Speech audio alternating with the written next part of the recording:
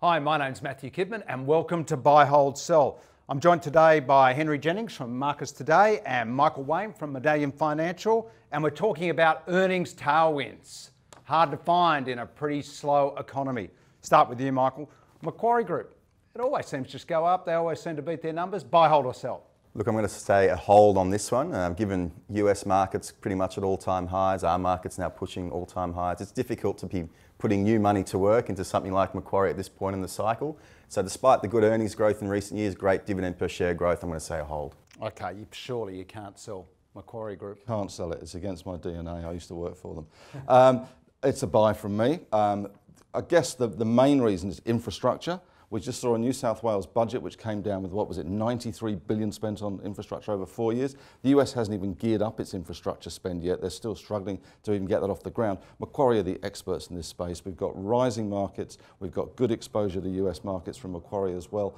Quality management, a new era under Shamara, who's just extraordinary from what I understand. I think this is the quality company I'd like to own for 5 years. Okay, another one that's done even better than Macquarie over the years, CSL, buy, hold or sell? I'm a hold on that one, I have to say. I think there's some issues, depending on how the trade tariffs go, but they've got some serious income out of China with Merck in terms of some of their products there, their JVs there, which I think could come under a little pressure if we see an anti-Americanism continue in China. So it's had a pretty good run. It's obviously the big one that everyone goes for in healthcare, but for me it's a hold. Okay, we can't live without blood. Great commodity. Buy, hold or sell? Going to say buy on CSL. The Australian dollar has been under a lot of pressure. It generates a lot of its earnings overseas. There's still ongoing issues with some of their competitors and their ability to supply the market. So CSL's history, its size, its scale is enabling them to really capture the market at a time when others are struggling. So I've got them as a buy despite the high PE. Okay, let's put the blood aside and go to pallets. Brambles, buy, hold or sell? On Brambles, I'm going to do a sell. There's a lot of competition starting to emerge in the US, putting a little bit of pressure on them. They obviously deal with a lot of very large businesses, such as your Walmarts, such as your Procter & Gamble's, Tesco's, etc.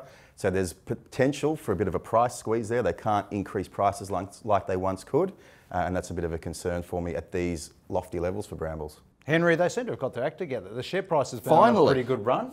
Finally. Buy, hold or sell, Brambles? Buy from me. Certainly they've got good exposure to the US economy. The proceeds from IFCO that they've just sold, they will come through in a capital return and also the share buyback later in the year as well, which will support the price. And I think the fact the US economy is growing so strongly, and these guys basically move stuff around the planet, same in Western Europe as well. That should come out of some sort of recessionary blip if we get some stimulus. So for me, it's a buy. Now, steel margins been crunched lately. They're down. Bluescope, our proxy on steel around the world, buy, hold or sell? I'm kind of a sell on Bluescope, I've got to say. They came out with a profit warning yesterday, a slight downgrade to what we were going for. They were looking for a 10% increase, down to about 6%.